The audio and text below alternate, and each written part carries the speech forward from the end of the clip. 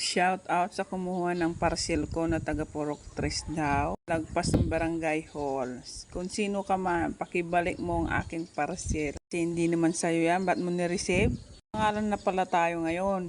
So ikaw na si Jennifer Edo, parehas tayo. Ba't mo kinukuha ang hindi sa'yo? Hinihintay ko lang yung delivery guy na nag-deliver sa'yo. Kukunin daw niya. Parcel na ni-receive mo, hindi naman pala sa'yo. Shout out sa'yo dito sa Purok 3 kung sino ka man. Sana lang hindi mo binuksan yung parcel ko kasi hindi kasya sa'yo. Malaki yun. Kung masyadong pasaway kasi hindi naman sa'yo, ba't mo nire-receive? Buti sana kung sinabi mo hindi sa akin yan.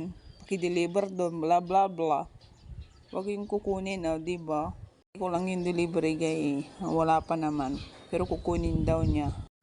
Tsaka lalaki daw yung nag-receive. Nga pa daw niyang pagtutulog niya. Yun yung nag-receive ang sabi niya sa akin.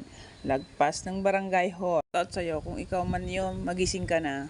Ibalik mo sa akin.